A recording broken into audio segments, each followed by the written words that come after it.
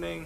I'm your host, Zen Garcia. And his sons were sitting in the house of learning, occupied with the study of the Torah. Dinah went abroad to see the dancing and singing women, whom Shechem had hired to dance and play in the streets in order to entice her forth. When Shechem caught sight of her, he seized her by main force, and young though she was, and violated her in beastly fashion. Welcome, friends. I'm your host, Zen Garcia. This is Secrets Revealed here on Truth Frequency Radio, and tonight we continue our introspection of the Genesis series. I'm joined by my co-host and good friend Rob Skiba. Rob, are you there, brother? I am here, Zen. How are you? All right, man. You survived those tornadoes and everything. There was a lot of rain came down in a very short time. Yeah, sorry for those of you who are wondering what happened to our show last week. We were under tornado watch, sirens going off all over the place, heavy downpour, like trying to get my car in the garage before hail starts pummeling it. I was like, yeah, I'm not going to do a show tonight. So that's why we didn't have one. It was pretty bad.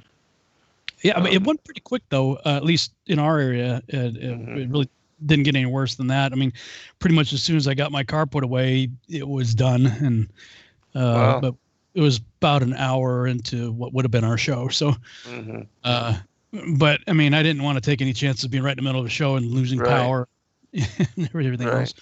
It was pretty bad in other areas. I know people died in Alabama, and there was a lot of heavy damage. It came through while we were sleeping here, but it was still so loud and the rain so heavy that a couple times it woke me up during the night. So yeah, it was pretty impactful. I heard you weren't feeling well a week or two ago. Somebody said something. Yeah, well, I had been contending with for like 4 years. I had an infection I couldn't get rid of. And it's just something that I, really had come to live with. But I was finally able to get over it and to overcome it. And I've been grateful for, people that have been praying for me over that. I hadn't really, made a big deal of it or told many people about it. But it was something that I did contend with for a long period of time. And so I'm grateful to finally be over it and moving back to normality. So yeah, amen. All right. Well, yeah. Sorry you had to go through that, but glad it's behind you now. Yeah, me too. But how about yourself? Everything good? Health, yeah. Today is 11 years ago today. I stepped out in faith, left my good-paying full-time job with benefits to pursue seed and all the research that led into it right around that time. So, yeah, it was April 1st, 2010 that I took the big leap, and literally probably 10 minutes before we got on the air, I finished the edit of the teaser that we've been working on. It's my edit. It's not the sound designer's complete edit. He's still working on it. He actually had COVID last week.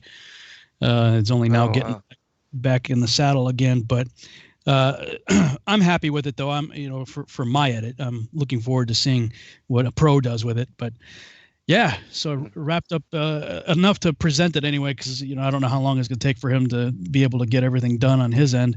But at least now I can present it at conferences or anything else if I wanted to. I mean, it's good enough for me to be able to do that. Let me put it that way. So I was excited to finish that. 11 years, man. Can you believe that? That is, wow. Long time and a lot of effort. And, already you've come a long way with it. And I was thinking of another thing as well as something that could benefit you in helping you to raise money with the the whole seed project. And Yeah. there's all this craziness going on with the NFTs, the non-fungible tokens. And I Yeah. was thinking you should probably do like a limited series of the seed and create like, you know, I don't know, maybe 5, 10, and auction them off or something of that nature and see what it does. I mean, just it's crazy the whole Beeple collection that they did on Christie's raised like $6 million, and there was a series of images that the guy was selling, small like thumbnails, that he was selling for $7 a piece, and some of those are now selling for almost $1 million. It's Wow. absolutely crazy. Yeah. I had The a idea recently because I'm working on the comic books, and we yeah, are yeah, back in production on part 2 again.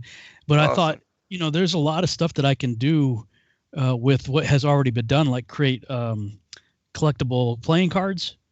Oh Not not yeah, not totally. playing cards, but what do you call them? Cards. Like I used to get the Star Wars cards and stuff when I was a kid. Hmm. Collectibles, Yeah, trading cards. trading cards. That's it. Yeah. And yeah, so maybe I could do something like that. Yeah, just another example is that the whole Pokemon thing that a lot of Yeah. the kids were into. Well, they just released on the Polkadot, which is a blockchain called Polkamon, and they are selling these packs of these cards for like $30 a pack. Hmm. And just in one day, the price has already gone up to like 40 some dollars, and some of the cards that are being opened are being sold off for up to $60,000. Hmm. Um, and Wow. it's just crazy. And this is like only 2 days into this set being released, but there's a lot of demand for these NFTs, and people, I guess, because a lot of people have made a lot of money doing crypto, that they, I guess, have the money to invest and spend and are wanting to buy into these projects.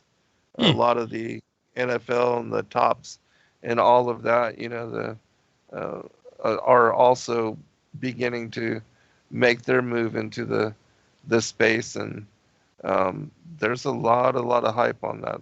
So yeah, that's something you should definitely look into. Yeah. Well, I've been meaning to give you a call anyway. We got other things to talk about on crypto, so Yeah, maybe when we yeah, most finally sit certainly. down and have that talk, you can fill me in more on that Yeah, NFT thing. It's yeah, it's I'll be glad intriguing. to do that. Yeah, certainly. Well, I've been hesitant to do anything real big until I had this teaser done. So Uh-huh. now I have something that I can show and say, Right. okay, That's here's awesome. here's the proof of concept, Right. uh, and now let's really go to town with it. Right. Yeah. I think people are going to be blown away by it because it's most excellently done, and the whole graphic novel and the comic series and all of that together with it. Yeah, it's just it's really amazing work, and so it's good to see you have a viable product like that to be able to share and to be able to just pique people's interest in the whole series. So Yeah, yeah, it's exciting. Um, yeah. so I because it's been so long since we were on 2 weeks now. Um, I watched the last half hour of our show, and you were finishing up something. You didn't quite get to the end of it, I don't think. I'm not sure what you were reading. The outrage at Shechem was the last thing I saw on the screen. Maybe it was set Yes, and that's stage. actually, yeah, that's the Legends of the Jews, and that's where the opening quote was the first paragraph of that particular portion, and so yeah, So, but that whenever gets into we're chapter. ready, we can go to Yeah, that gets into 34. chapter Genesis 30. 34. Yeah. Yeah. So I guess I can You go want ahead to and start with that? yeah. Yeah. All I can right. start Cool. Genesis 34. Okay. And Dinah, the daughter of Leah, which she bare unto Jacob, went out to see the daughters of the land. And when Shechem, the son of Hamor, the Hivite, prince of the country, saw her, he took her and lay with her and defiled her. And his soul clave unto Dinah, the daughter of Jacob, and he loved the damsel, and spake kindly unto the damsel. And Shechem spake unto his father Hamor, saying, Get me this damsel to wife. And Jacob heard that he had defiled Dinah his daughter. Now his sons were with his cattle in the field, and Jacob held his peace until they were come. And Hamor, the father of Shechem, went out unto Jacob to commune with him. And the sons of Jacob came out of the land when they heard it, and the men were grieved, and they were very wroth, because he had wrought folly in Israel in lying with Jacob's daughter, which thing ought not be done. And Hamor communed with them, saying, The soul of my son Shechem longeth for your daughter. I pray you give him to wife. And make ye marriages with us, and give your daughters unto us, and take our daughters unto you. And ye shall dwell with us, and the land shall be before you. Dwell and trade ye therein, and get you possessions therein. And Shechem said unto her father, and unto her brethren, Let me find grace in your eyes, and what ye shall say unto me I will give. Ask me never so much dowry and gift, and I will give according as ye shall say unto me, but give me the damsel to wife. And the sons of Jacob answered Shechem and Hamor his father deceitfully, and said, Because he had defiled Dinah their sister. And they said unto him, We cannot do this thing, to give our sister to one that is uncircumcised, for that were a reproach unto us. But in this will be consent unto you, if you will be as we be, that every male of you be circumcised. Then will we give our daughters unto you, and we will take your daughters to us, and we will dwell with you, and we will become one people. But if you will not hearken unto us to be circumcised, then will we take our daughter, and we will be gone. And their words pleased Hamor and Shechem, Hamor's son. And the young men deferred not to do the thing, because he had delight in Jacob's daughter, and he was more honorable than all the house of his father. And Hamor the son and Shechem his son came into the gate of their city, and communed with the men of their city, saying, These men are peaceable with us. Therefore let them dwell in the land, and trade therein. For the land, behold, it is large enough for them. Let us take their daughters to us for wives, and let us give them our daughters. Only herein will the men consent unto us for to dwell with us, to be one people, if every male among us be circumcised, as they are circumcised. Shall not their cattle and their substance and every beast of theirs be ours? Only let us consent unto them, and they will dwell with us. And unto Hamor and unto Shechem his son hearkened all that went out of the gate of his city, and every male was circumcised, all that went out of the gate of his city. And it came to pass on the third day, when they were sore, that two of the sons of Jacob, Simeon and Levi, Dinah's brethren, took each man his sword, and came upon the city boldly, and slew all the males. And they slew Hamor and Shechem his son with the edge of the sword, and took Dinah out of Shechem's house, and went out. The sons of Jacob came upon the slain, and spoiled the city, because they had defiled their sister. They took their sheep and their oxen and their asses, and that which was in the city, and that which was in the field, and all their wealth, and all their little ones, and their wives took they captive, and spoiled even all that was in the house. And Jacob said unto Simeon and Levi, Ye have troubled me to make me to stink among the inhabitants of the land, among the Canaanites and the Perizzites. And I, being few in number, they shall gather themselves together against me, and slay me, and I shall be destroyed, I and my house. And they said, Should he deal with our sister as with a harlot? That's the end of that chapter. All right, I'll read that in the Targum. Let me share screen. All right. The Targum, chapter 34. And Dinah, the daughter of Leah, whom she bare to Jacob, went forth to see the manners of the daughters of the people of the land. And Shechem, the son of Hamor the Hivite, prince of the land, saw her, and took her by force, and lay with her, and afflicted her. And his soul delighted in Dinah, the daughter of Jacob. And he loved the girl, and spake kindly to the heart of the girl. And Shechem spake to Hamor his father, saying, Take for me this damsel to wife. But Jacob had heard that he had polluted Dinah, his daughter, and his sons were with the flocks in the field. And Jacob was silent until they came. And Hamor the father of Shechem came forth to Jacob to speak with him. And the sons of Jacob had come from the field when they heard. And the men were indignant and very violently moved, because Shechem had wrought dishonor in Israel in lying with the daughter of Jacob. For so it was not right to have been done. And Hamor spake with them, saying, The soul of Shechem my son delighteth in your daughter. Give her, I pray, to him to wife, and conjoin yourselves by marriage with us. Give your daughters to us, and take our daughters to you, and dwell with us, and the land shall be before you, to dwell where you please, and do business in it, and possess it. And Shechem said to her father and to her brethren, Let me find grace in your sight, and what you shall tell me I will give. Multiply upon me greatly dowry and gift, and I will give as you shall tell me. Only give me the damsel to wife. Jerusalem. Dotation and marriage portion. But the sons of Jacob answered Shechem and Hamor his father with subtlety, and so spake, because he had polluted Dinah their sister, and said to them, We cannot do this thing, to give our sister to a man who is uncircumcised, because that would be a disgrace to us. But in this we will accede to you, if you will be as we are, by circumcising every male. And we will give our daughters to you, and will take your daughters to us, and dwell with you, and be one people. But if you will not hearken to us to be circumcised, we will take our daughter by force, and will go. And their words were pleasing in the eyes of Hamor, and in the eyes of Shechem, the son of Hamor. And the young man delayed not to do the thing, because he wished for the daughter of Jacob, and he was more honorable than all his father's house.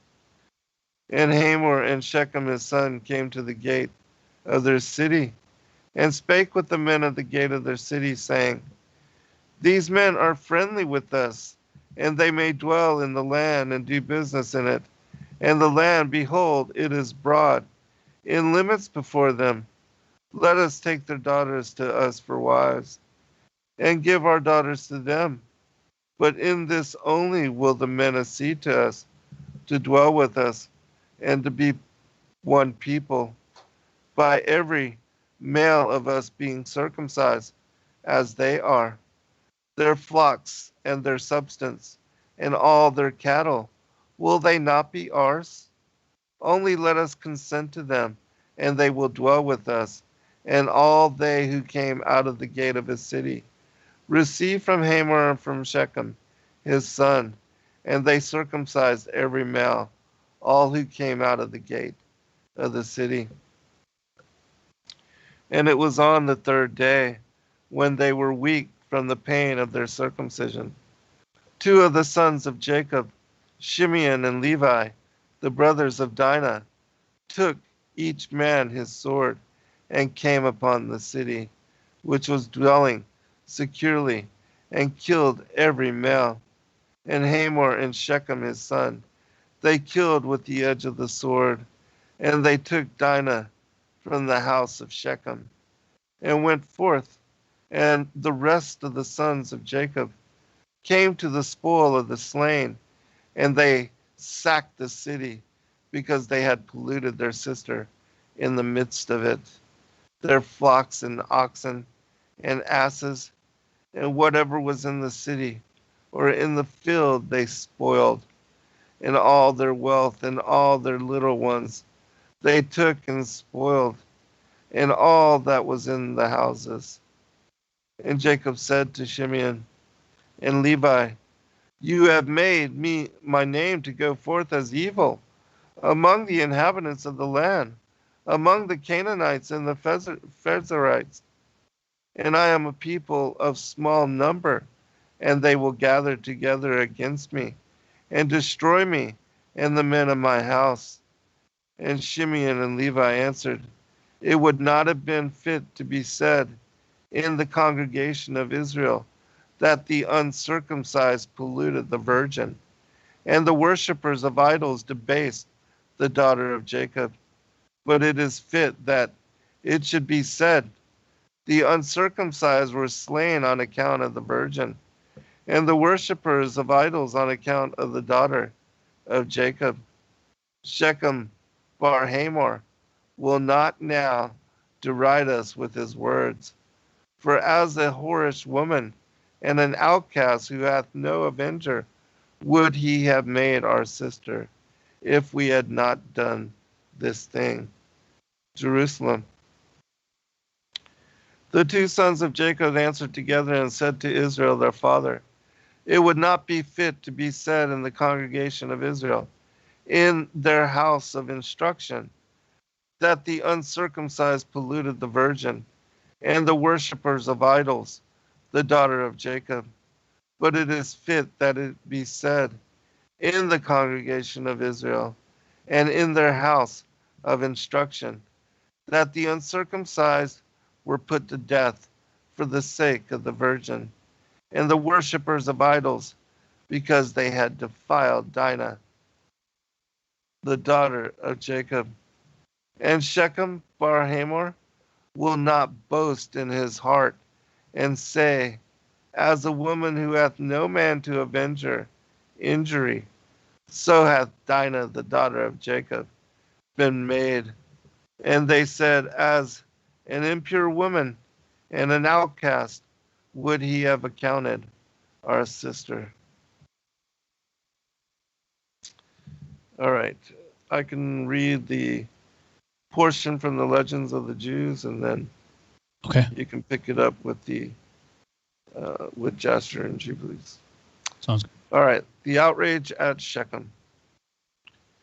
While Jacob and his sons were sitting in the house of learning, occupied with the study of the Torah, Dinah went abroad to see the dancing and singing women, whom Shechem had hired to dance and play in the streets, in order to entice her forth. Had she remained at home, nothing would have happened to her. But she was a woman, and all women like to show themselves in the street. When Shechem caught sight of her, he seized her by main force, young though she was, and violated her in beastly fashion. This misfortune befell Jacob as a punishment for his excessive self-confidence. In his negotiations with Laban, he had used the expression, my righteousness shall answer for me hereafter. Besides, on his return to Palestine, when he was preparing to meet his brother, he concealed his daughter Dinah in a chest, lest Esau desire to have her for wife, and he obliged to give her to him. God spoke to him, saying, herein hast thou acted unkindly toward thy brother, and therefore Dinah will have to marry Job, one that is neither circumcised nor a proselyte. Thou didst refuse to give her to one that is circumcised, and one that is uncircumcised will take her. Thou didst refuse to give her to Esau in lawful wedlock, and now she will fall a victim to the ravisher's illicit passion. When Jacob heard that Shechem had defiled his daughter, he sent 12 servants to fetch Dinah from Shechem's house. But Shechem went out to them with his men, and drove them from his house, and he would not suffer them to come unto Dinah. And he kissed and embraced her before their eyes. Jacob then sent 2 maidens of his servants, daughters, to remain with Dinah in the house of Shechem. Shechem bade 3 of his friends go to his father Hamor, the son of Hadakam, the son of Pered, and say, "Get me this damsel to wife." Hamor tried at first to persuade his son not to take a Hebrew woman to wife, but when Shechem persisted in his request, he did according to the word of his son, and went forth to communicate with Jacob concerning the matter. In the meanwhile, the sons of Jacob returned from the field, and kindled with wrath, they spoke unto their father, saying, "Surely death is due to this man and his household, because the Lord God of the whole earth." All right, I'll pick it up on the other side. We'll be right back, everyone.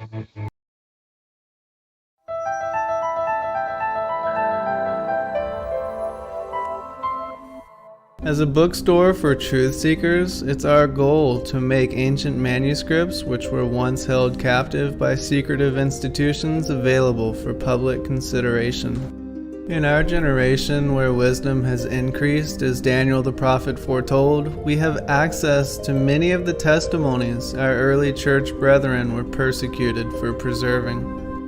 After being hidden for centuries, these manuscripts have been leaked from various sources throughout the earth, and it's our goal to gather these sources into printable form to make available for all who seek the ancient way. If you're looking to deepen your studies of the biblical narrative, find these ancient manuscripts and more at sacredwordpublishing.com.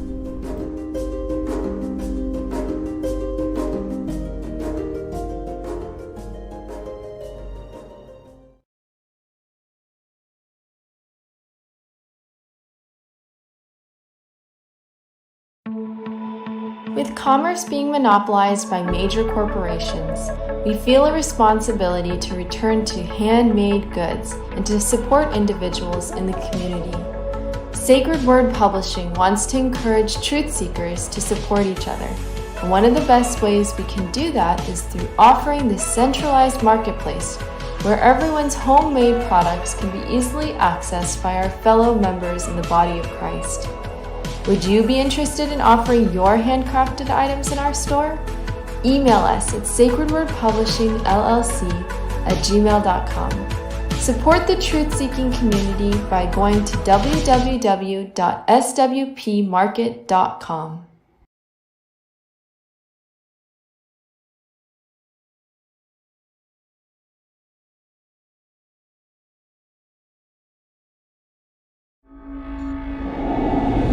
Many truth seekers are constantly studying alone.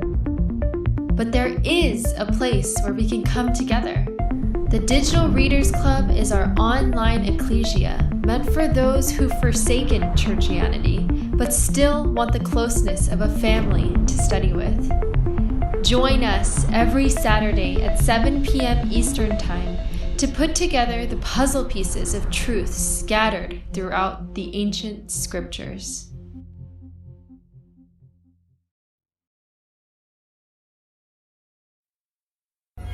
Every day, questions arise. Are the stories in the Bible true? What if I told you that there are hundreds of confirming witnesses? Which give intricate detail to the stories in the Bible. Have you ever found yourself deep in the rabbit hole with questions that no one seemed to have the answers to? Check out swpcalendar.com to see when to join us next for our Ask Me Anything series with author and researcher Zen Garcia, as he sheds light on the mysteries which have us all searching together.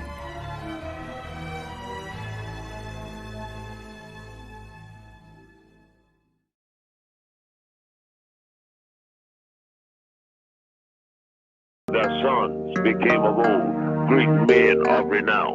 So they have been mixing with us on a genetic level since the time of Enoch and Ezekiel's will.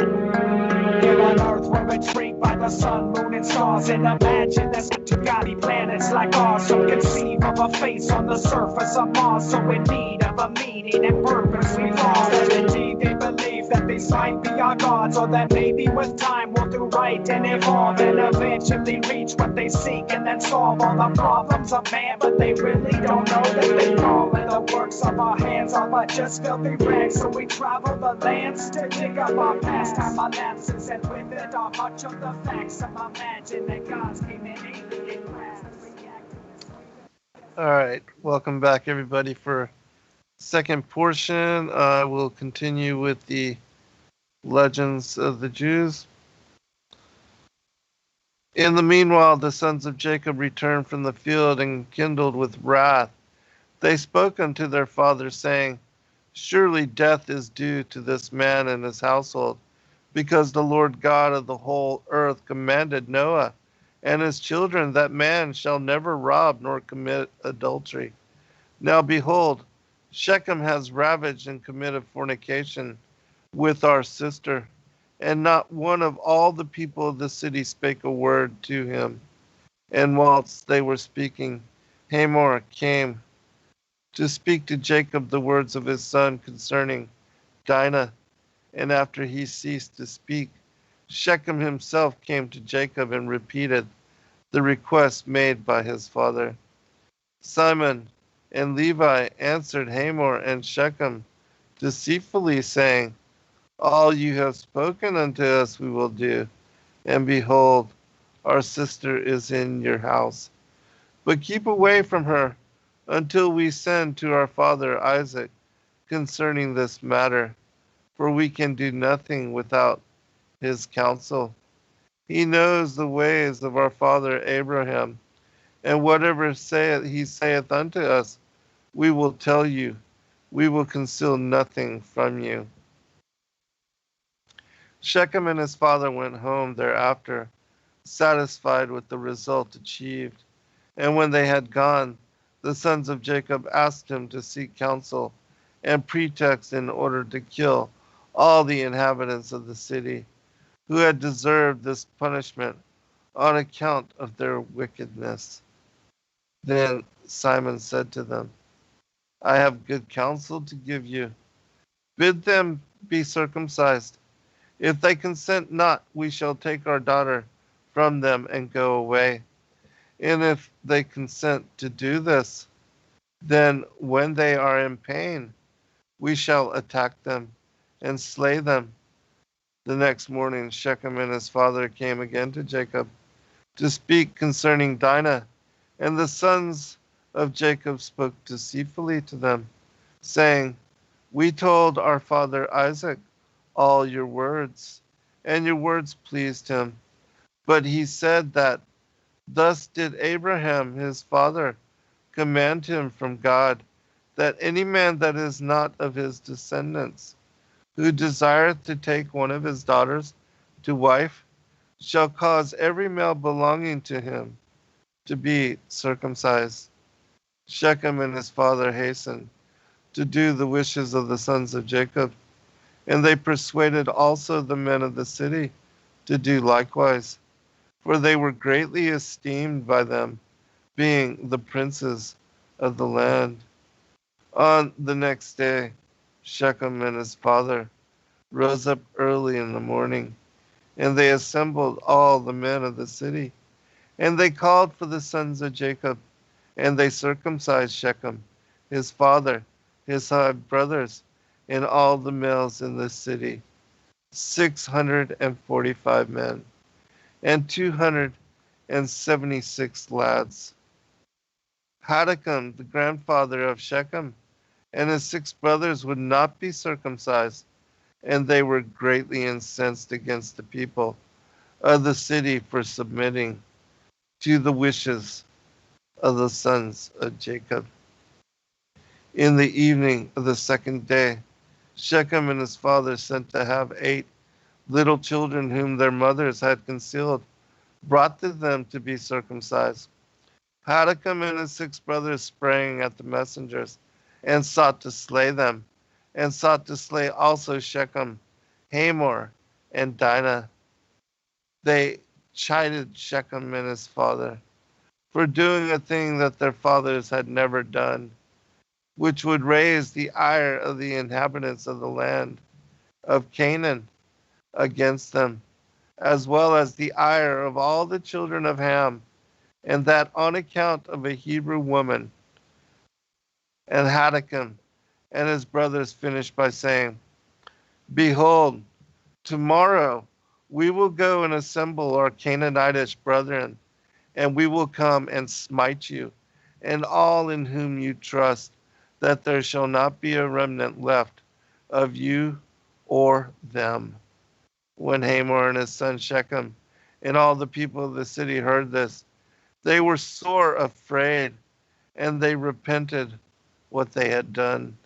And Shechem and his father answered Hadakam and his brothers, because we saw that the Hebrews would not accede to our wishes concerning their daughter, we did this thing. But when we shall have obtained our request from them, we will then do unto them that which is in your hearts and in ours, as soon as we shall become strong. Dinah, who had heard their words, hastened and dispatched one of her maidens, whom her father had sent to take care of her in Shechem's house, and informed Jacob and his sons of the conspiracy plotted against them. When the sons of Jacob heard this, they were filled with wrath. And Simon and Levi swore and said, As the Lord liveth, by tomorrow there shall not be a remnant left in the whole city. They began the extermination by killing 18 of the 20 young men who had concealed themselves and were not circumcised, and 2 of them fled and escaped to some lime pits that were in the city. Then Simon and Levi slew all the city, not leaving a male over. And while they were looking for spoils outside of the city, 300 women rose against them and threw stones and dust upon them. But Simon single-handed slew them all and returned to the city, where he joined Levi. Then they took away from the people outside of the city their sheep, their oxen, their cattle, and also the woman and the little children. And they led all these away and took them to the city to their father Jacob. The number of women whom they did not slay, but only took captive, was 85 virgins, among them a young damsel of great beauty, by the name of Bunah, whom Simon took to wife. The number of the males which they took captive and did not slay was 47. And all these men and women were servants to the sons of Jacob and to their children after them, until the day they left Egypt. All right, I'll stop there. Okay. That's interesting. They said something earlier about Dinah marrying Job. Yes, and we saw that in a different text mentioned previously. I forget exactly which one that was. But yeah, we did see that in the story of her selling her hair. Yeah, I didn't pick up on it before, but it just jumped out at me. Marrying Job. You know, yeah, I can't speak for everybody, but I think for myself, whenever I think of the Bible, I first of all think, the book of Job predates Genesis. And so, but I always just kind of throw Job out as this, I don't know what to think about him. He's this dude out there, but who is he? Right. Right. And I quickly looked something up. I can read something here by John Mackey that looks pretty cool as far as describing who Job is. He said, Job, who was Job? When did he live and where did he live?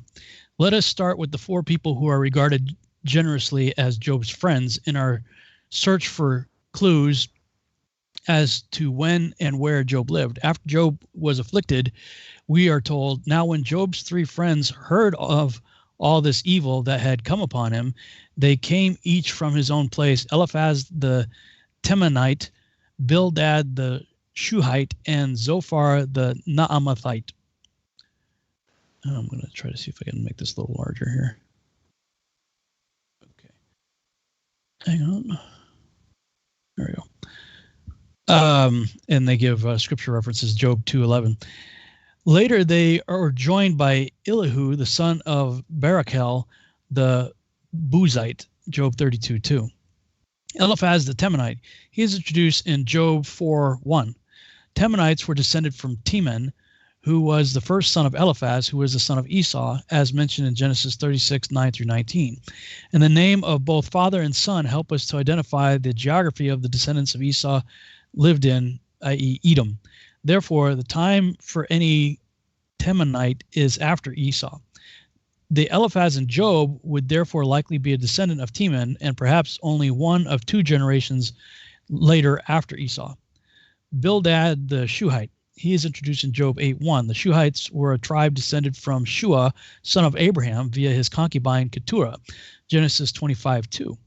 They were later known to the Assyrians as Suhu, and lived just east of the Syrians on the south bank of the Euphrates River, mid-Euphrates region, so that they were geographically not all that far from the Edom to the south, and in the early days may well have lived a little further south. Shua was born sometime after the death of Sarah, approximately 1813 BC, and after Abraham took Keturah as his wife, Genesis 25. So Bildad may well have been approximately the fourth generation of descendants of Shua. Elihu, the son of Barachel the Buzite, he is the later young speaker introduced in Job 32:2. He was the kindred of Ram. Buzite were descended from Buz, who is listed as the son of Abraham's brother Nahor, and would have been an inhabitant of the city of Nahor, later known to the Syrians, in the valley north of the Euphrates, and a tributary of the Euphrates. See Genesis 22:20-24. He was therefore an uncle of Aram, verse 21, whose name could also have been Ram. Buz would have been born sometime around 1850 BC, so his descendant Elihu would have been some number of generations later. Zophar the Naamathite. The name does not lend itself to easy identification, remains obscure, and so is little help to us. Who was Job and where did he live? Job is introduced as living in the land of Uz. So who is Uz and where was his land? Scripture gives us two people called Uz to choose from. Firstly, there was Uz, son of Aram, who lived shortly after Noah's day, Genesis 10:23. With help from the ancient Jewish Roman scholar Josephus, we find that his descendants settled as the Aramites, Syrians, south of the Euphrates River, so that geographically he is a possibility. But the second Uz mentioned in Genesis 36:28 is more likely. He was a grandson of Seir, the Hivite, who gave his name to the region of Mount Seir that was taken over by the Edomites. See Genesis 36:8 and especially Lamentations 4:21. And this fits with what we know about the localities associated with his friends above. So who was Job? Who was this Job? The opening chapter of the book lists him as the greatest of all the men of the East in Job 1:3. Out of his own mouth, Job describes himself in chapter 29 with these words: "When I went out to the gate, I prepared my seat in the street," verse 7. "The princes refrained from talking and laid their hand on their mouth," verse 9. "I delivered the poor and the fatherless," verse 12. "I will cause the widow's heart to sing for joy," verse 13. "I break the jaws of the wicked." He's a tough guy. Verse 17. "Unto me men gave ear and waited and kept silence at my counsel," verse 21. "After my words they spoke not again," verse 22. "I chose out their way and sat chief and dwelt as king in the army," verse 25. The above attributes are those of a person high in the land, maybe even up to the position of kingship. What's in a name? It is interesting to note that the name Job is most likely an abbreviation for the name Jobab, of whom there are two mentioned in Scripture. Jobab, son of Joktan, a people who gave rise to the South Arabian people and the Chaldeans, Genesis 10:21, born close to 2200 BC, close to the time of the dispersion from Babel. he does not fit the rest of the data we have on Job anywhere near as well as another of the same name. Jobab, son of Zerah, great-grandson of Esau, second king of Edom, Genesis 36:33. From Genesis 36, we find this Jobab was the great-grandson of Esau through son Reuel via grandson Zerah. Since Esau was born in 1790 BC, therefore, if we use 30 years as an approximation for a generation, then this second Jobab would have been born approximately 1790 minus 30 years, or roughly 1730 BC, and he would have reached maturity at age 30, approximately 1700 BC. We do not know at what age this Jobab came to the throne or how long he ruled. If our idea of linking Jobab to Job is correct, and we know that Job lived 140 years after his ordeal, Job 42:16, it would mean that he died sometime after 1560 BC. Putting it into the bigger picture, since Jacob and his family went down into Egypt approximately 1660 BC, and Moses fled Egypt to Midian just north of Edom in 1485 BC, it would put Moses in Midian less than 75 years after our calculation as to when Job died. So the account of Job would have therefore likely been available to Moses when he fled to Midian. But the single most important things we can all discover from the book of Job are that we can trust our Maker in times good and bad, and even when we do not understand why we are undergoing suffering, we do know that our Redeemer lives, and in our flesh we shall see God. Job 19:24-26. Interesting. So if they're thinking about, I don't remember who said it though. Was it one of her brothers that was saying something about marrying off Dinah to Job? Let me actually pull it back up. But as you were reading that, I remembered from where I had heard about this before. In the Digital Readers Club, we're actually going through the Testament of the Patriarchs and the Prophets, and we're reading a extra biblical text called the Testament of Job. And in that particular manuscript, it speaks about that Job is Jobab, and that he is from the line of Esau, and that he was the king of that line. Let me see where it was. So in the prophecy, maybe I'm thinking of Ishmael. I think I'm thinking of Ishmael because that he would have 12 princes or something. Yes. I'm wondering because didn't Esau married into Ishmael's line? Right. So, yes. I'm wondering if maybe Job is counted as one of them. One of them, probably so.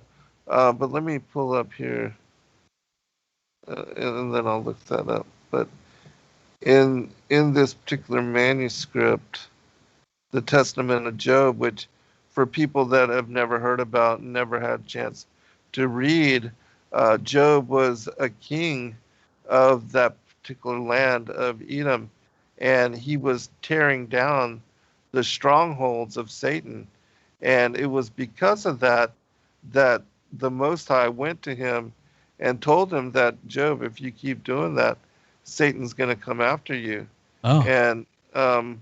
And Job said, just to bring it on, basically. And then so he was warned that if you keep doing this, he's going to persecute you, but I will reward you double if you endure. And so he continued.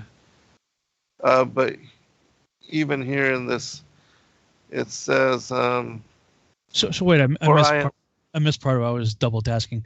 Sorry. What was he doing that God warned him? You better... he was tearing down the high places, the strongholds, the groves where Satan was being worshipped by idols, and that, he was speaking through the idols. And so the Most High went to him and said, Job, if you keep doing this, then Satan's going to come after you. He's going to persecute you. But Job was like, I'm going to keep doing what I'm going to do. And if Satan comes after me, so be it. And so he, this is where we see in the story that Dinah and Job becomes so poor and his prosperity is taken when he was one of the richest men and the king of this land. And Dinah becomes so heartbroken that she has to sell her hair. And they're actually making fun of her and Job because they had been so prosperous before. And so did she marry him? Did she end up? She did. She married him. Wow. Yeah, so that puts the whole story of Job, wow, and way more interesting context. You know, curse God and die, the whole deal. You know, Job already had a rough go of things. Right. You know, having been raped at a young age, which in that culture would basically make her use goods that, you know, she wouldn't find, you know, love again probably. Mm-hmm. And so she ends up marrying Job, and he becomes extremely wealthy and then loses everything. Yes. Wow, what a story. Oh, and there's one other aspect to the story as well, that during the time of Pharaoh, when this was after the death of Joseph, that Ruel, the father of what becomes Moshe, Moshe becomes the father-in-law of Jethro. Ruel is Jethro. He was giving advice along with Job. Job was also one of the advisors to Pharaoh and Jannes and Jambres. And when Jannes and Jambres gave Pharaoh the remedy that he should bathe in the blood of young Hebrew boys in order to pacify his boils and to remedy his skin condition, because it says this in one of the manuscripts, that because Job did not speak out against this, abomination, that he would be afflicted later. And so that is what also led to what he would have to endure. But this is when Jethro, or Ruel, he decides he's not going to have any part of it. And he leaves, he abandons his post, and he takes the treasures, the sacred relics of Joseph that had been put into the Egyptian royal treasury. He takes the garments of power and the rod of wonder and flees eastward to Midian. And then it's 40 years later. 40 years is always an interesting number because they wandered for 40 years. But it was 40 years later that Moshe also heads east, running for his safety. And then he also enters into the land of Midian and encounters at the well, which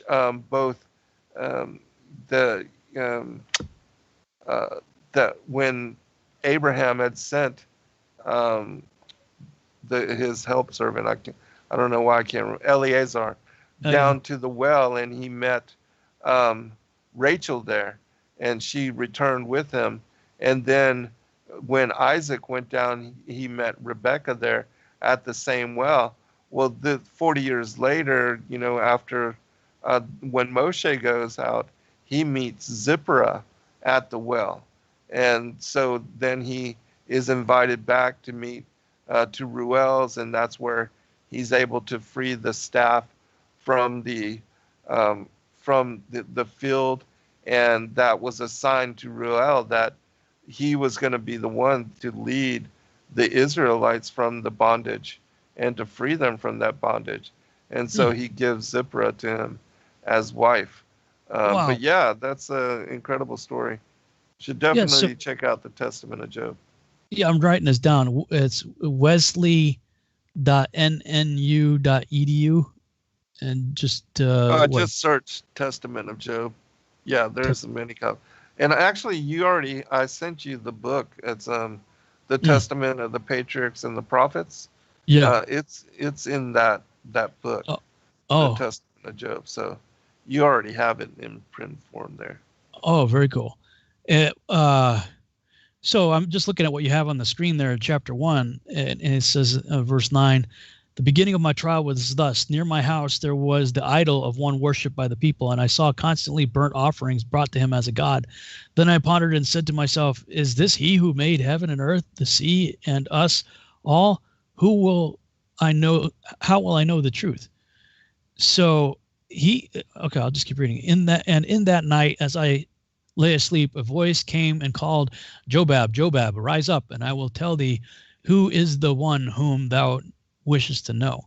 This, however, to whom the people bring burnt offerings and libations is not God, but this is the power and work of the seducer, Satan, by which he beguiles the people. And when I heard this, I fell upon the earth, and I prostrated myself, saying, O my Lord, who speaketh for the salvation of my soul, I pray thee, if this is the idol of Satan, I pray thee, let me go hence and destroy it and purify the spot, for there is none that can forbid me doing this, as I am the king of this land, so that those that live in it will no longer be led astray. All right, we'll be right back, everybody, for the rest of the story. Everyday question. As a bookstore for truth seekers, it's our goal to make ancient manuscripts which were once held captive by secretive institutions available for public consideration. In our generation, where wisdom has increased as Daniel the prophet foretold, we have access to many of the testimonies our early church brethren were persecuted for preserving. After being hidden for centuries, these manuscripts have been leaked from various sources throughout the earth, and it's our goal to gather these sources into printable form to make available for all who seek the ancient way. If you're looking to deepen your studies of the biblical narrative, find these ancient manuscripts and more at sacredwordpublishing.com.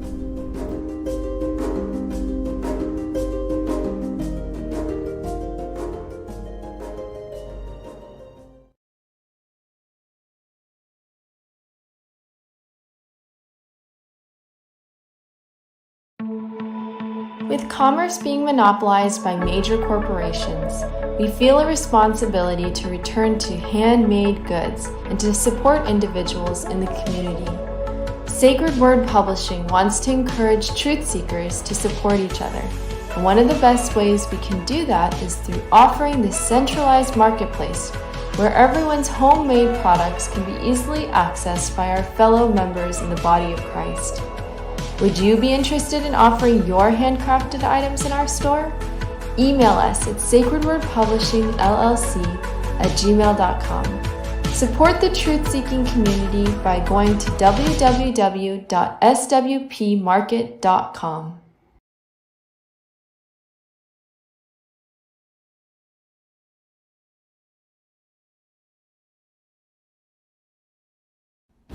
Your partnership with Sacred Word Publishing goes further than the publishing of ancient manuscripts and weekly video content. You also make a huge impact across the earth in orphanages in Myanmar, India, Uganda, and Kenya. Your support is crucial for the development of the ecclesia of real truth seekers.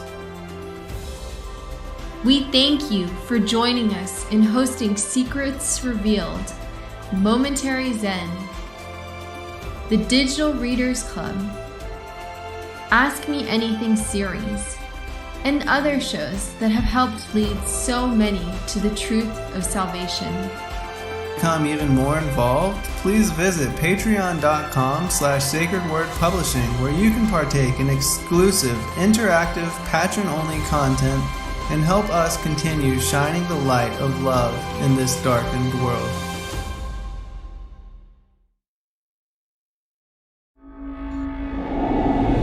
Many truth seekers are constantly studying alone. But there is a place where we can come together. The Digital Readers Club is our online ecclesia meant for those who've forsaken churchianity but still want the closeness of a family to study with.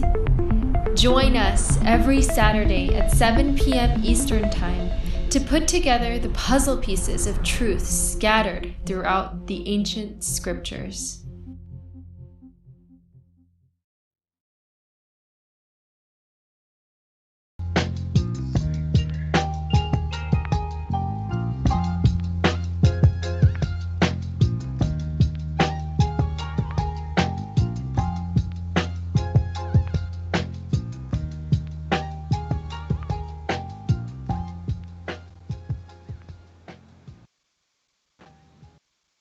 All right, welcome back, everybody, for second hour. I'm your host, Zen Garcia. This is Secrets Revealed. I'm joined by Rob Skiba, and we are continuing our introspection of the Genesis Revisited series. I'll turn it back over to you, Rob. Okay. You were reading from the Testament of Job. I didn't know if you wanted to go any further. But it is... Further. Yeah, go ahead. It's I'm intrigued by it. I'm just like, yeah, wow, it's a fascinating text. Totally learning something new. Like I said, I mean, Job's always been sort of this outlier, because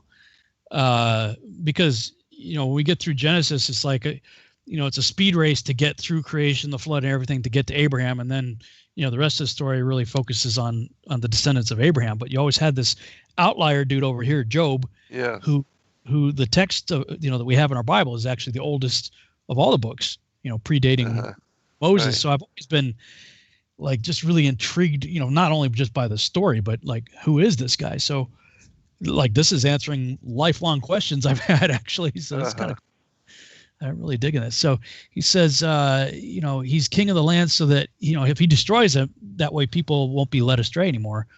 So, what it says to me is, he has the same sort of heart that Abram had before he's Abraham, when he was Abram, and, he's looking at his dad's idols and stuff like, are you the one that created? No, he's pondering the mysteries of life and seeks to destroy everything. It's interesting though that Abraham didn't get assaulted for doing effectively what looks like the same thing that Job did here. Well, yeah, he did kind of, because he was thrown into the oven, Oh, fair enough. Yeah. Well, it wasn't. He was attacked by Nimrod directly. It wasn't by Satan. Yeah, Satan. Right. But yeah, to be fair, he had worse done to him. He was preserved in the fire. Like Shadrach, Meshach, and Abednego. But cool. Okay, verse 16. And the voice that spoke out of the flame answered me, "Thou canst purify this spot, but behold, I announce to thee that the Lord ordered me to tell thee, for I am the archangel of the God." And I said, "Whatever shall be told to his servant, I shall hear." And the archangel said to me, "Thus speaketh the Lord, if thou undertakest to destroy and takest away the image of Satan, he will set himself with wrath to wage war against thee, and he will display against thee all his malice. And he will bring upon thee many severe plagues, and take from thee all that thou hast. He will take away thine children, and will afflict many evils upon thee.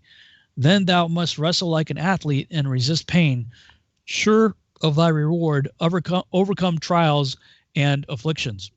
But when thou endurest, I shall make thy name renowned through all generations of the earth until the end of the world. And I shall restore thee to all that thou hast had, and the double part of what thou shalt lose will be given to thee, in order that thou mayest know that God doth not consider the person, but giveth to each who deserveth the good. And also to thee shall it be given, and thou shalt put on a crown of amaranth, and at the resurrection thou shalt awaken to eternal life. Then shalt thou know that he, Lord, is just and true and mighty. Whereupon my children, I replied, I shall from love of God endure until death all that will come upon me, and I shall not shrink back. Then the angel put his seal upon me and left me. Wow, I'll just stop there. I'll have to go read the whole rest of the book, but yeah. Oh, that's amazing. What a heart. I mean, he's like, even if I lose everything, I want to serve you, and I don't want the people being led astray. So, bring it on. I'll do whatever I got to do. And the other great and amazing thing about this manuscript is it shows that God didn't just, suddenly making a deal or some kind of bet with Satan, say, well, go and afflict this, this my servant. It was nothing like that. It shows that, Job knew beforehand, was warned, shown what would happen, and it was his choice as to whether to continue in his actions. And so, because that like, I almost want to cry right now, really, because it's like, this has been a sticking point for me. in my walk with God, I mean, there's God and I, we have wrestling matches.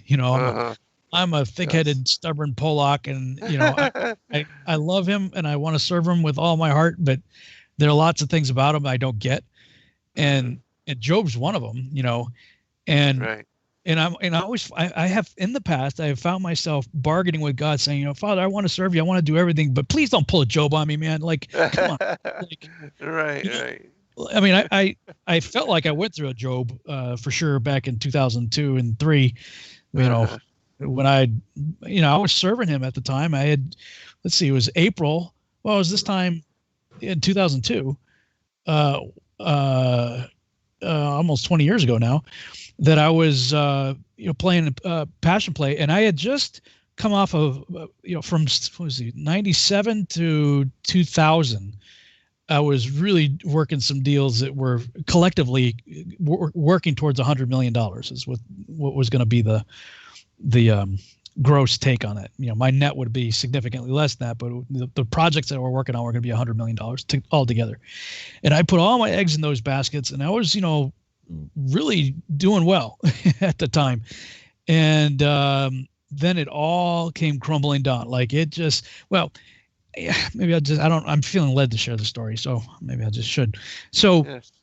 When I was working on several of the projects, it was all gearing up to the millennium that was coming, Y2K and all that. And like in 98, a friend of mine that I was working for, as a video technician for my friend Mike.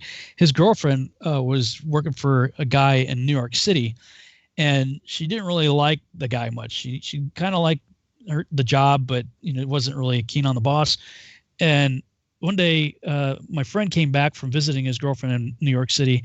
This is when I lived in Massachusetts, and he's wearing a baseball cap that said 01-01-00 on it. And I thought, what's that, like 10-10-3-2-1 or whatever, the phone commercial or something? What is this? He says, no, it's like the latest craze, man. And like everybody in New York's like, this 01-01-00 thing. I'm like, what is it? He goes, what's the date for the January 1, 2000?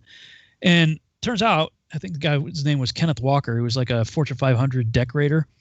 He was sitting on an airplane, as I understand the story, reading all about the Y2K and everything that was coming up. And he jotted down the date, January 1, 2000, the way we would typically draw it on, when we draw a date out, 01/01/00. And he thought, I wonder if I change the slashes to dashes, maybe I could trademark that.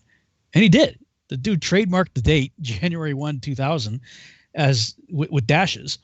And I think it was by September of 1998, he had accumulated $300 million in licensing fees. Whoa. Licensing it out for, everything from Frisbees to, alarm clocks and baseball caps and just tons of stuff. And the dude had captured $280 million in licensing. And I saw that and I was like, whoa, okay. As a businessman, entrepreneur, I'm thinking that's genius. As an artist, I'm thinking, what a piece of crap. I mean, this is stupid. On January 2nd, right. It's all done. Of course, what does he care? The dude's made $300 million, Yeah, right. But I started thinking I could compete with this. So, I came up with some ideas and created this, if you can imagine a Roman numeral 2 with like a Roman Times New Roman K missing the vertical post. So you just have the little wedge on the side. So you have the Roman numeral 2 with this little wedge on the side. And so I created it. It looked like sort of like a Greek symbol, like a fraternity club or something like that. And I trademarked that as a symbol of a new generation because, we're Generation X. The next generation that was coming up behind us, they were calling them Generation Y, but generations aren't named for the alphabet. We were called X for a variety of different reasons, but it had nothing to do with the alphabet. The historians were calling the next generation the millennials, which they're now accepted as being the millennials, because the first of the millennials were going to graduate from high school in the year 2000. So I thought, well, X was the brand, if you will, for our generation. X Games, X this, X that, everything. Right. So I thought, well, what if I could create if our symbol is X, what if I could create a symbol for them, and capitalize on this whole millennium thing? So I created I call it the 2K symbol, the symbol of a new generation. I trademarked it.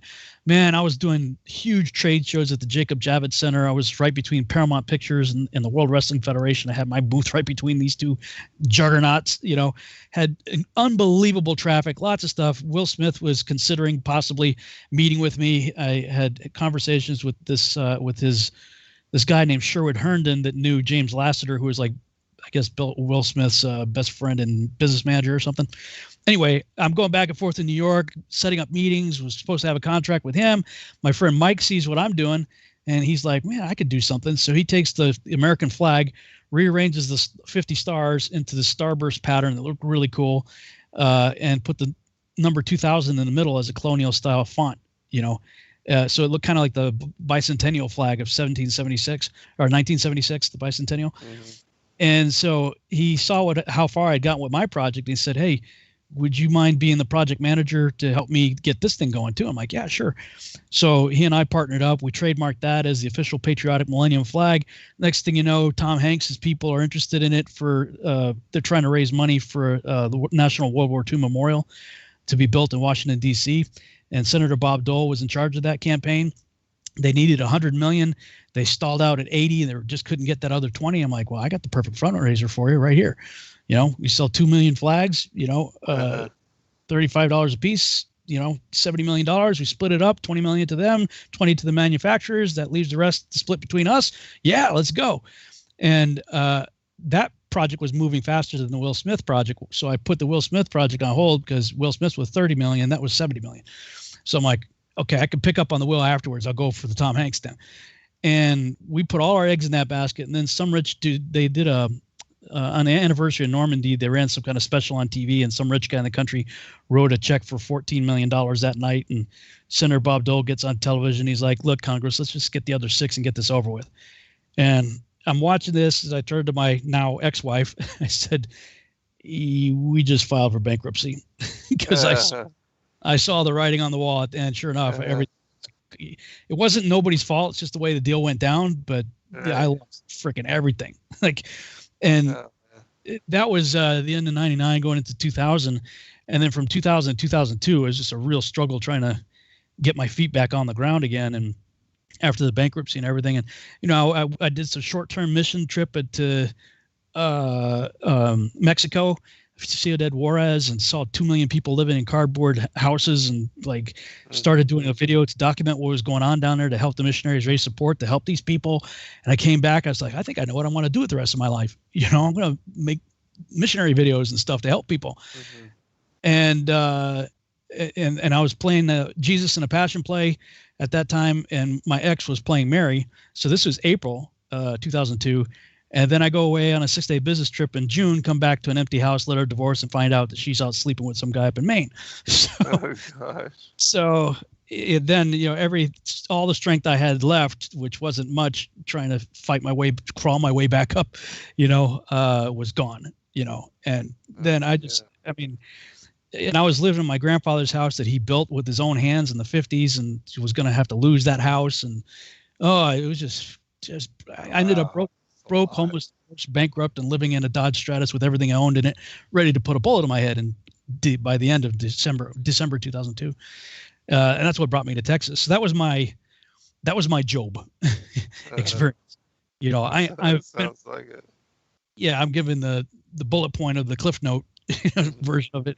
It's certainly a lot to tell there, but just to say that was my Job experience. And anybody that's gone through a Job experience, you don't want to go back. You don't ever want to repeat that again. Right. And as a result of it, because I was serving God, all of my intentions and everything that I was doing was good. Everything that I intended to do was for the kingdom. And then everything was ripped away from me, and I'm like, what the heck is this? I'm like, I'm reading Job, and it's bringing me no comfort. It's like, here's Job. He's doing the godly thing, and Satan comes, hey, can I jack with him? God's like, yeah, why not? Go for it. Yeah, go for it, right.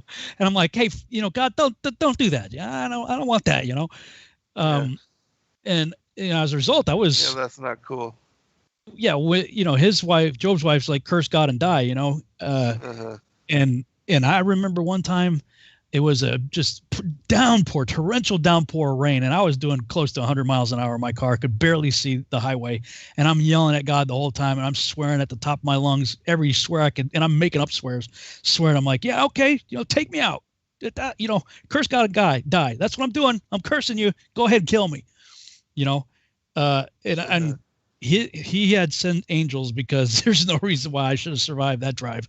Right. And but what happened to me in that season was he got closer to me than I have ever experienced God in my life. And it was because, I was mad at him, but I didn't understand him. So he, like a loving father to his child that doesn't understand him, he didn't punish me. He loved me, and put me back together again and healed me and showed me, lots of things. That 2003 was probably the hardest year of my life and the best year of my life at the same time. It was just an amazing season of breaking and, being with him. And, but after you come through all that, and in 2004, I got hired at an international missions organization to do what I had said before. I actually traveled the world doing exactly that, making movies, help missionaries and everything like that.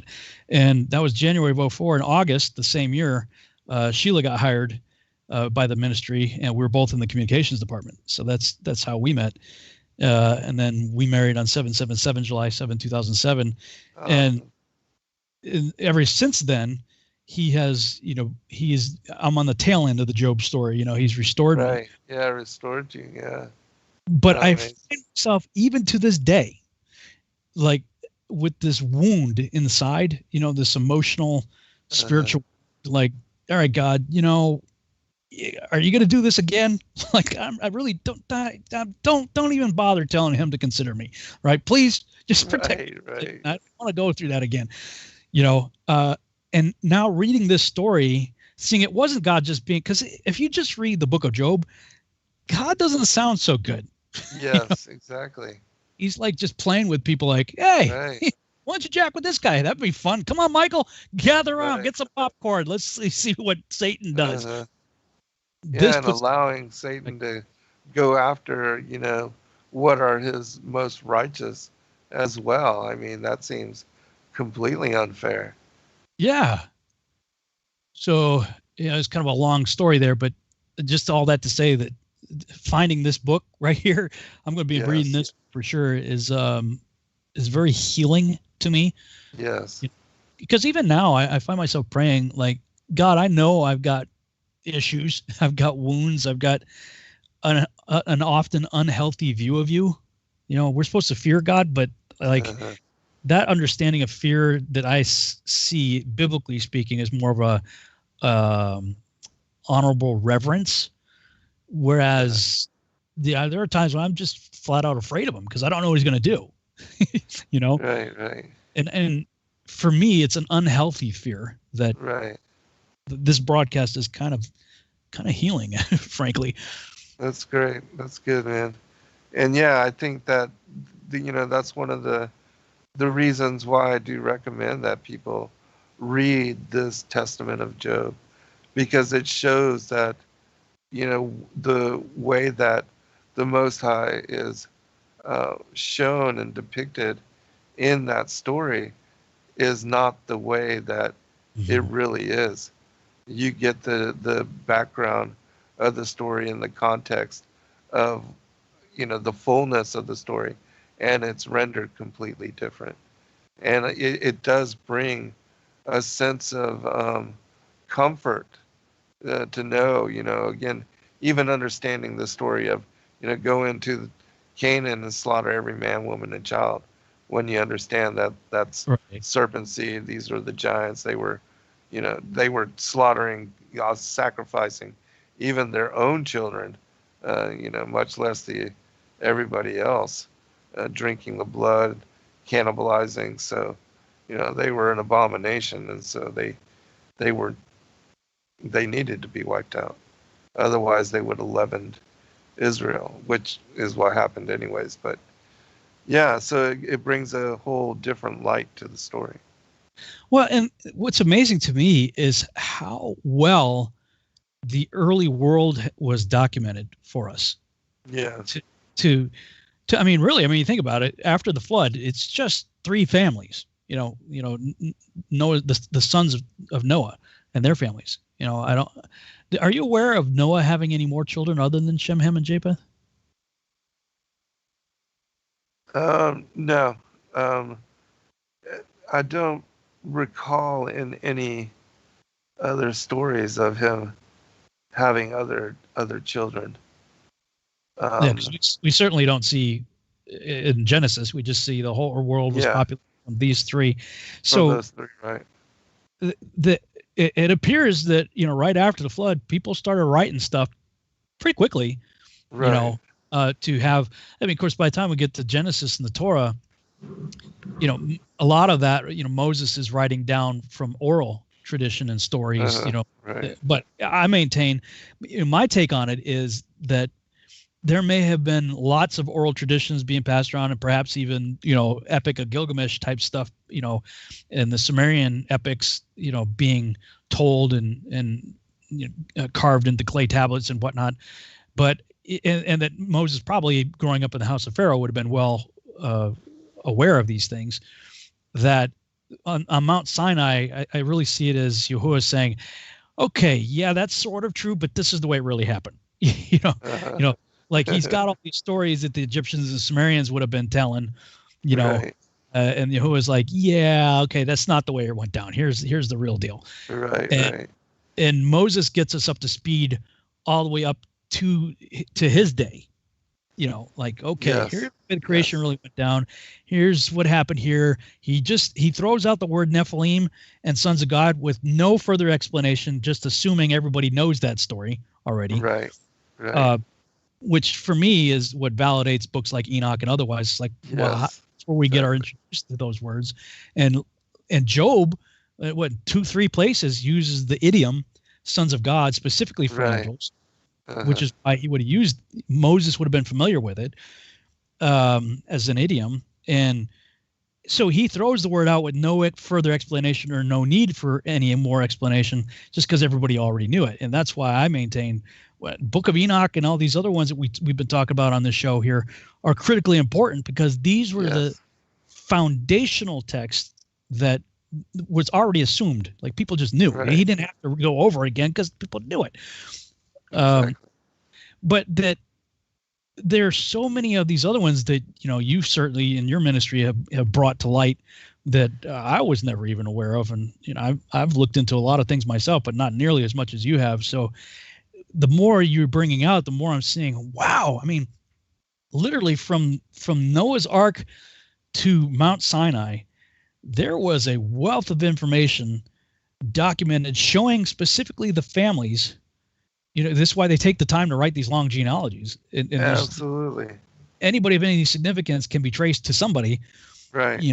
Of these families from Shem, Ham, and Japheth to Moses. Yes.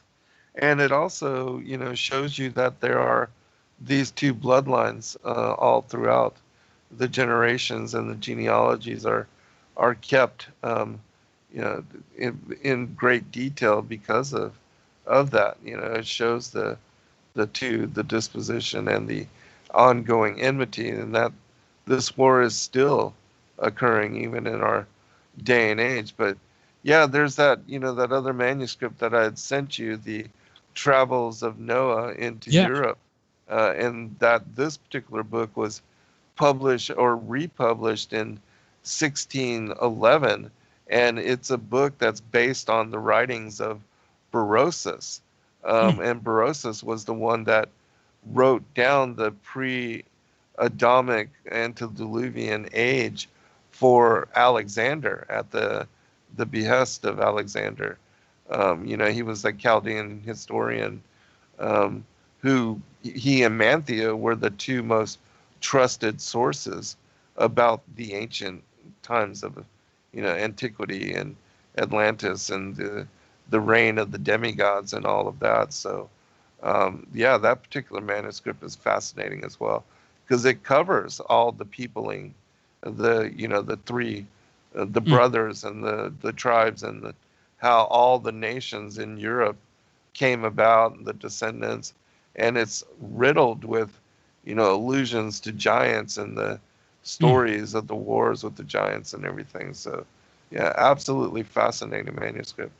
And I think we're the only one that has reprinted that in book form. You can find it freely as a PDF, but you can't buy it as a book anywhere else besides sacredwordpublishing.com. That's awesome. Does that book describe Noah doing anything in China? It describes, Japheth and his descendants, being part of the Oriental bloodline. So, but Noah mainly stays in the Mesopotamia and also Italy, that area. And of course, Ham, he's there in Egypt and Africa in that particular area. All right, we'll be right back, everyone, for final segment.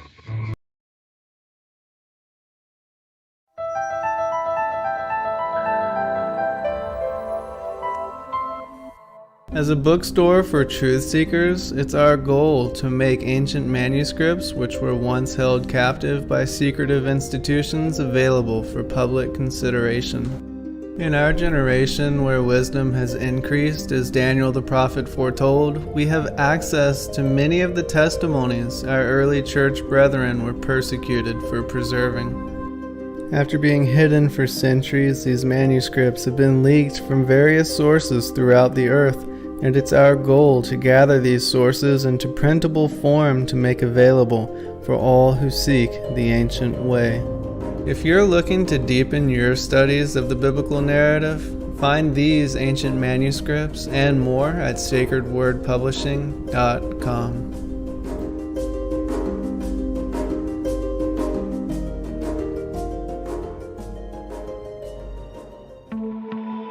With commerce being monopolized by major corporations, we feel a responsibility to return to handmade goods and to support individuals in the community. Sacred Word Publishing wants to encourage truth seekers to support each other, and one of the best ways we can do that is through offering this centralized marketplace where everyone's homemade products can be easily accessed by our fellow members in the body of Christ. Would you be interested in offering your handcrafted items in our store? Email us at sacredwordpublishingllc@gmail.com. Support the truth-seeking community by going to www.swpmarket.com.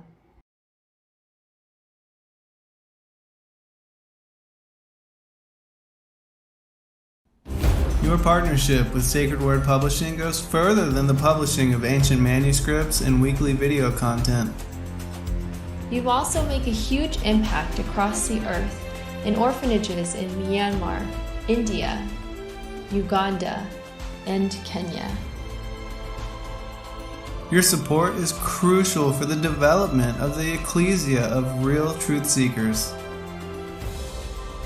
We thank you for joining us in hosting Secrets Revealed, Momentary Zen, the Digital Readers Club, Ask Me Anything series, and other shows that have helped lead so many to the truth of salvation. To become even more involved, please visit patreon.com/sacredwordpublishing, where you can partake in exclusive, interactive, patron-only content and help us continue shining the light of love in this darkened world.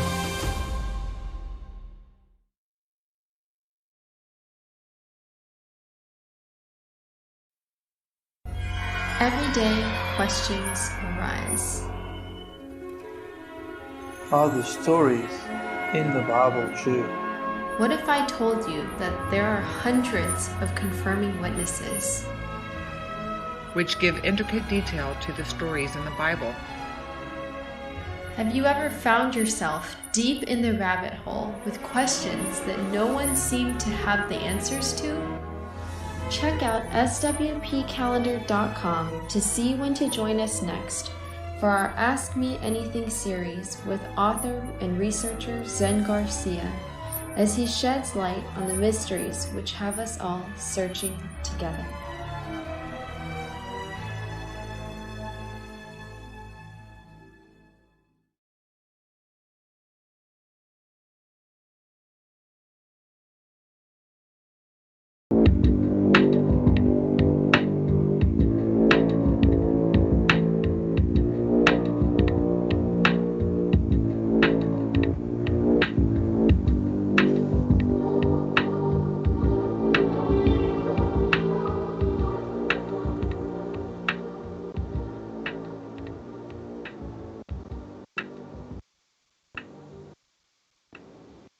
All right, welcome back, everybody, for final segment. The last thing that I'll bring up from the Testament of Job is it says here in verse 5, "For I am of the sons of Esau, my brother is Nahor, and your mother is Dinah. By her have I become your father. For my first wife died with my other 10 children in bitter death." Oh, so she was the wife after his Job After, experience. yes. So part of his restoration. Uh-huh.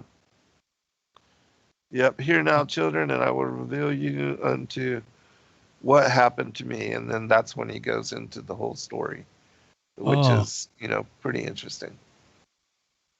For I am the son, my brother is Nahor and your mother is Dinah. Huh. Wow. That's cool. I have a book called The Wall Chart of World History from Earliest Times to the Present. It's one of those deals where it's a big book, but you can open it up and it like folds out to this like 30-foot long or something. I don't know. It's a pretty long book. But it says here, Fohi or Yao, the founder of China. It says China was founded by Fohi or Yao, supposedly the Noah of the Bible, 2240 BC. Chinese historians state that Fohi was a divine personage, that he invented a symbolic mode of writing and invented music and dressmaking, and may have been had the custom of sacrificing to the solstices. And I had seen that elsewhere too, and so it made me think about like the Chinese herbs. Like I always wondered, why is it that of all the people on Earth, the Chinese seem to have the corner on understanding the healing property of plants, right, better than anybody else? Yeah. There's a guy near where we live, Dr. Cook, that he's a Chinese herbalist, and you walk in there with whatever your ailment is, and basically he'll sit down in front of him and he'll check your pulse and he'll say, "Okay, open your mouth, let me see your tongue." And you stick your tongue out, and whatever is going on with your pulse, whatever is going on with your tongue, he pretty much reads your mail. Wow, that's amazing. He's like, "Okay, you got this problem, you got this problem," and then to prove what he says is right, he'll grab a book or 15 books, whatever, off of his bookshelf, and he'll automatically turn right to whatever page it is, and then show it to you. Nice. And you're like, "Well, yeah, I got that symptom. Yeah, I got that symptom." And you're like, it's like, okay, and he'll go over to the shelf and he grabs some kind of, plant-based pills or whatever, and say, "That's what you need." It's all, Chinese herbs. And I've always been like, why did the Chinese have the corner on that? Right. Well, if Noah did in fact, he lived for 350 years after the flood, so he could have certainly gone east and west, especially if he have any more kids to raise, and he may have just been a wandering guru out there, Well, it does say that in that book that as his children establish the different nations and the authority over them, that he would visit them and teach them, law to raise and to run their countries in righteousness.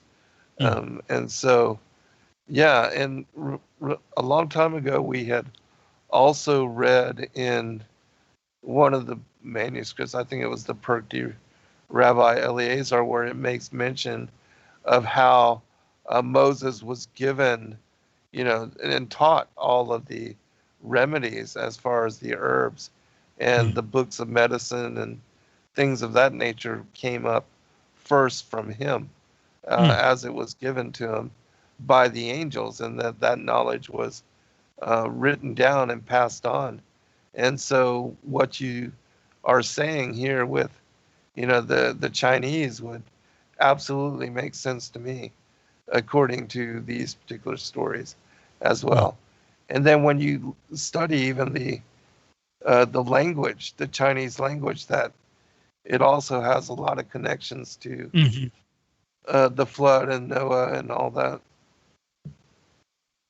Yeah, I forget some of the words. I remember looking at the characters, and basically 8 men in a boat or whatever was like. What Right, each of the right. characters I forget what tent or something. I don't remember what the word was, but yeah, interesting stuff. Well, cool, man. We definitely rabbit trailed all over the place on that, but it was just one of the things that caught my attention. That Dinah was marrying Job. Wow, that's pretty fascinating. And also, it said that Simeon married a Hivite. He married into the house. Yeah. One of the daughters that was taken from the Shechem people. Yes. That kind of blows my mind. Yeah, Buna. What's her name? Let me look up the Hivites, because they're of the ites that the Israelites were supposed to wipe out. They're Canaanites. Well, their name means showers of life. Don't know what to make of that. Yeah, I don't know. That's the name of Buna, whom Simon took to wife.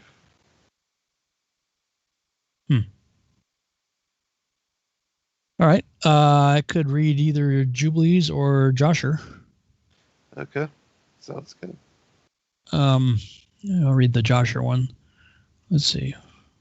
This is the last segment, right? Yes. Of the show. Okay. Chapter 33.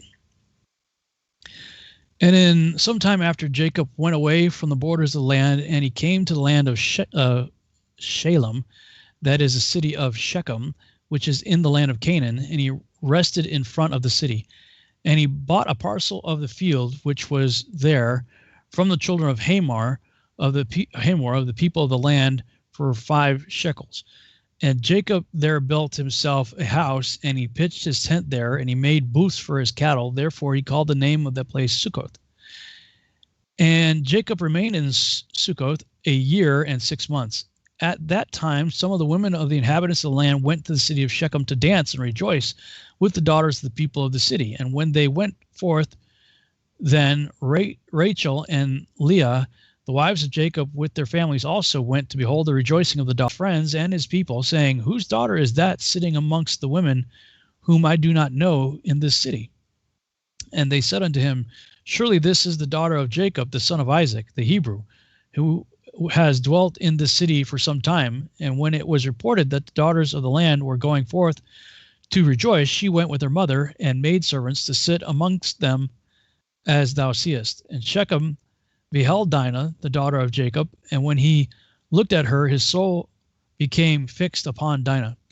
And he sent and had her taken by force. And Dinah came to the house of Shechem, and he seized her forcibly and lay with her and humbled her, and he loved her exceedingly, and placed her in his house. And they came and told the thing to Jacob. And when Jacob heard that Shechem had defiled his daughter Dinah, Jacob sent 12 of his servants to fetch Dinah from the house of Shechem, and they went and came to the house of Shechem to take away Dinah from there.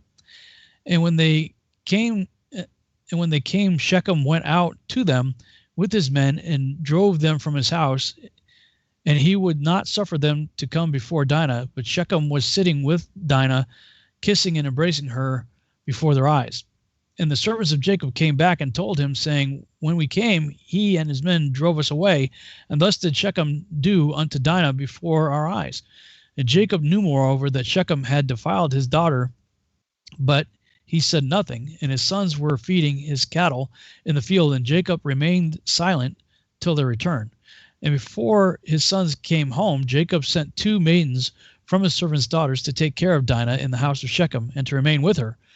And Shechem sent 3 of his friends to his father Hamor, the son of Chiddekem, the son of Pered, saying, "Get me this damsel for a wife." And Hamor, the son of Chiddekem, the Hivite, came to the house of Shechem his son, and he sat before him. And Hamor said unto his son Shechem, "Is there then no woman amongst the daughters of thy people, that thou wilt take an Hebrew woman who is not of thy people?" And Shechem said to him, "Her only must thou get for me, for she is delightful in my sight." And Hamor did according to the word of his son, for he was greatly beloved by him. And Hamor went forth to Jacob to commune with him concerning this matter. And when he had gone from the house of his son Shechem, before he came to Jacob to speak unto him, behold, the sons of Jacob had come from the field as soon as they heard the thing that Shechem the son of Hamor had done.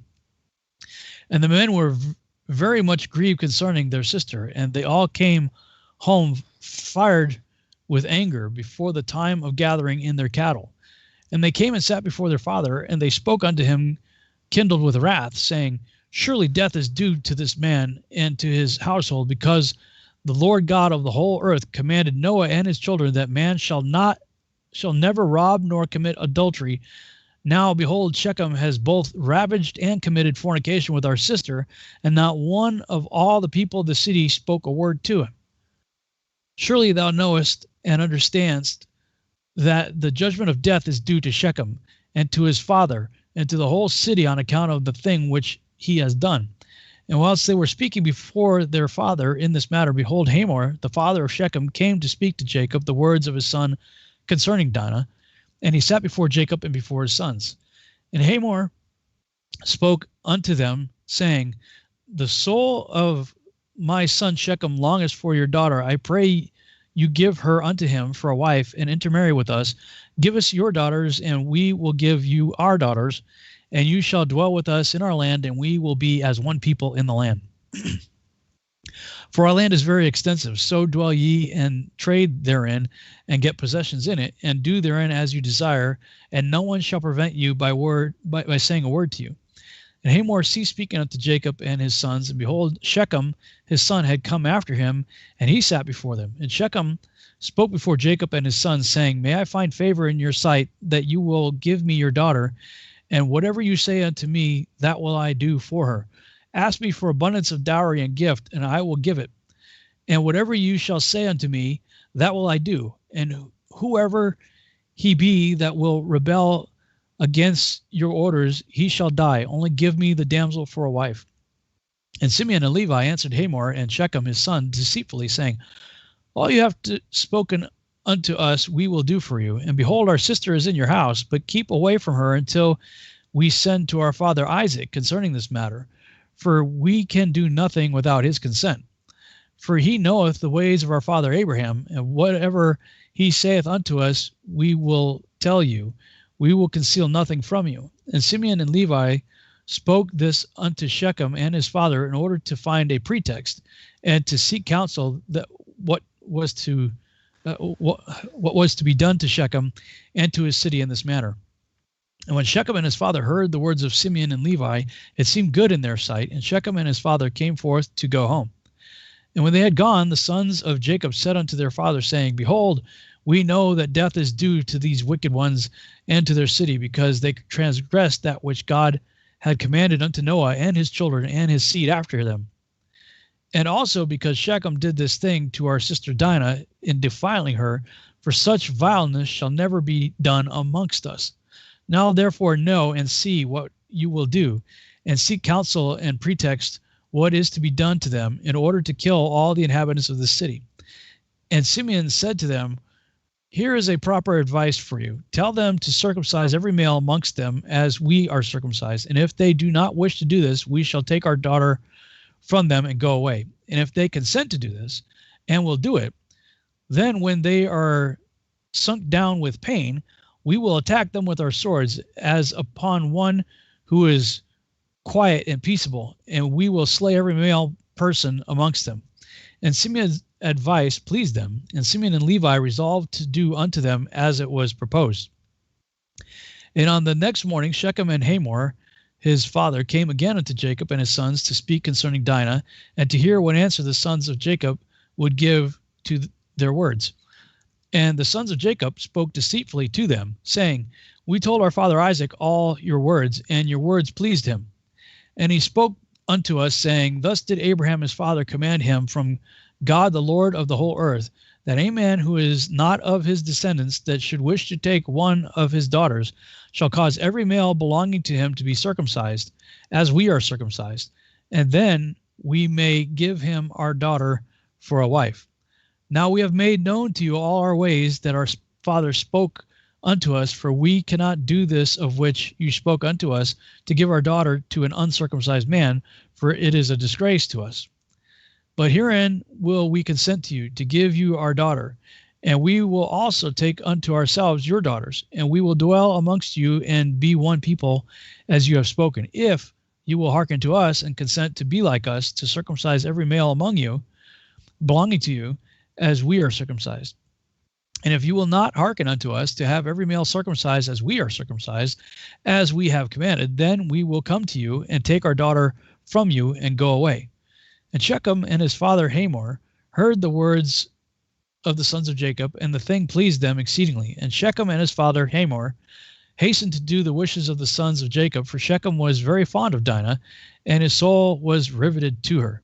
And Shechem and his father Hamor hastened to the gate of the city, and they assembled all the men of their city, and spoke unto them the words of the sons of Jacob, saying, We came to these men, the sons of Jacob, and we spoke unto them concerning their daughter, and these men will consent to do according to our wishes. And behold, our land is of great extent for them, and they will dwell in it and trade in it, and we shall be one people. We will take their daughters, and our daughters will we give unto them for wives.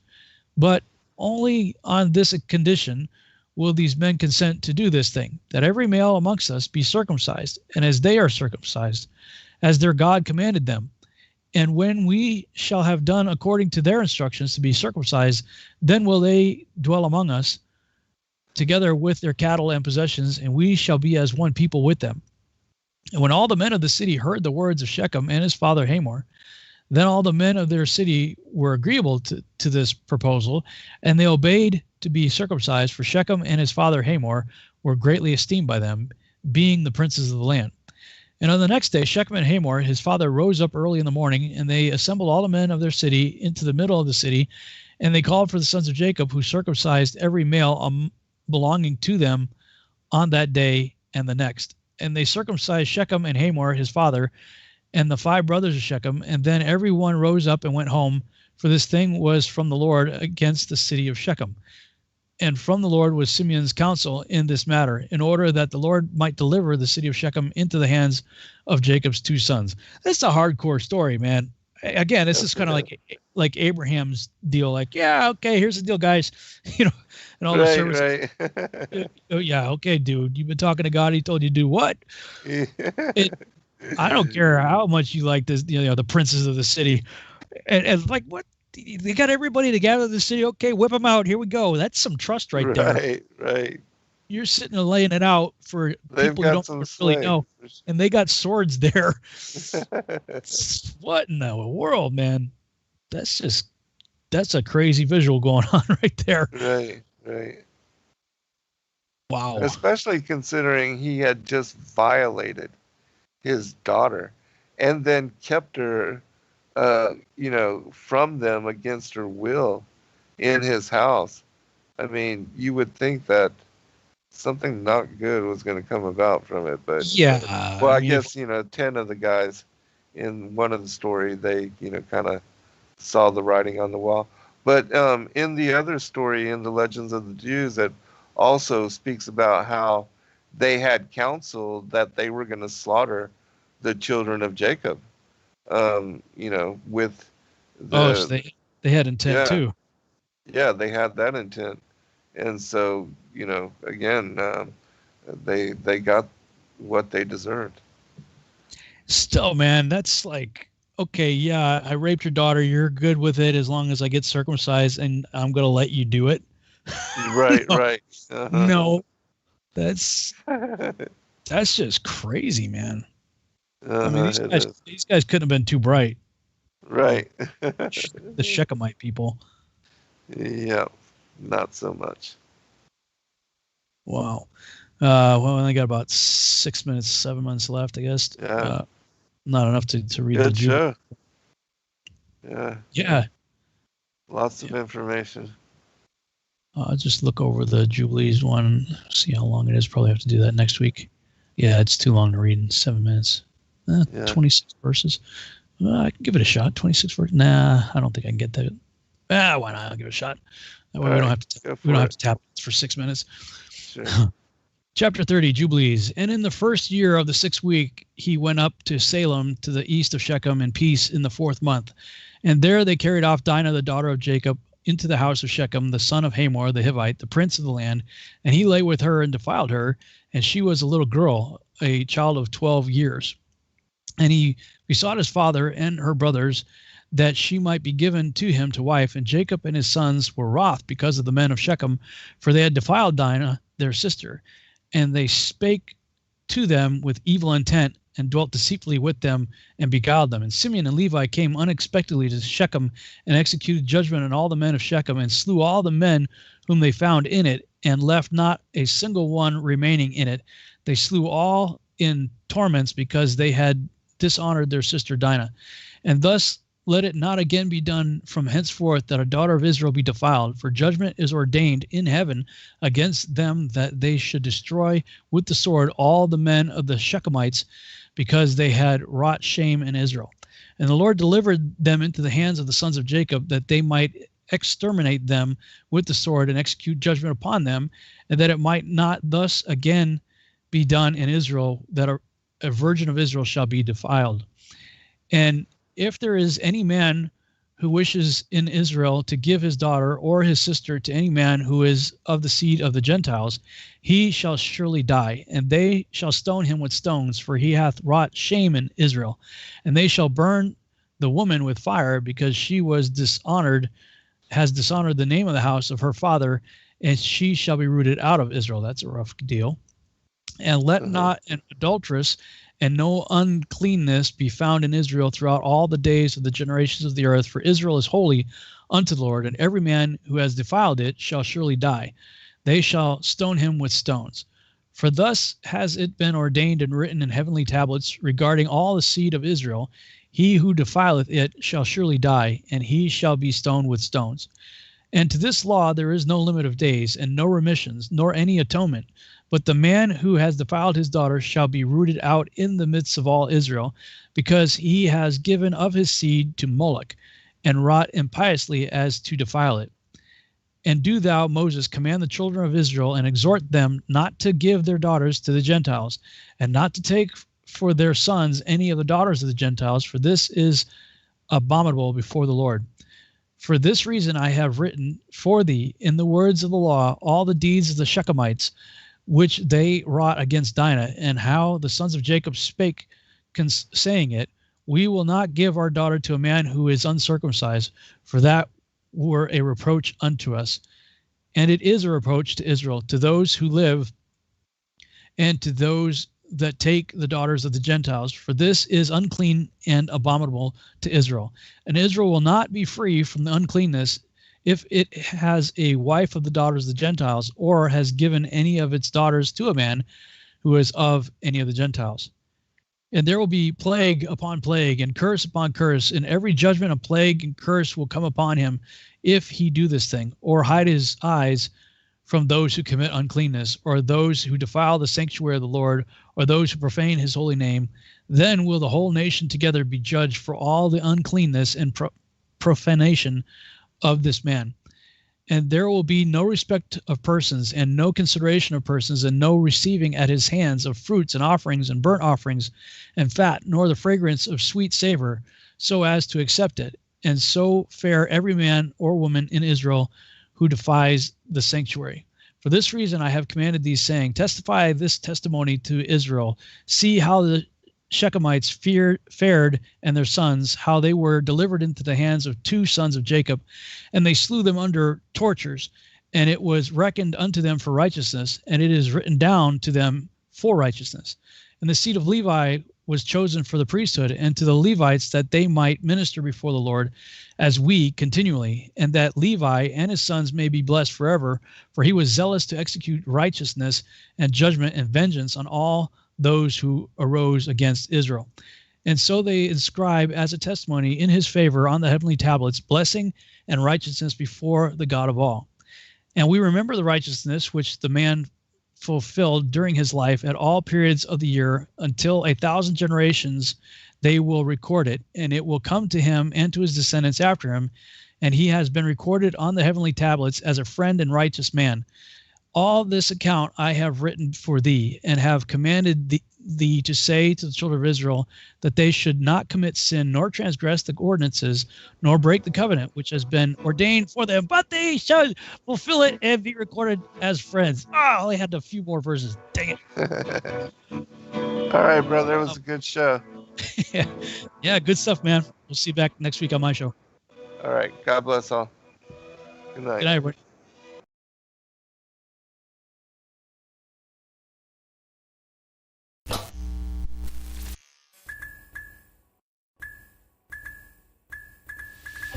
Thank you everybody for joining us for this video and this broadcast. We appreciate all of you and thank you for your patronage.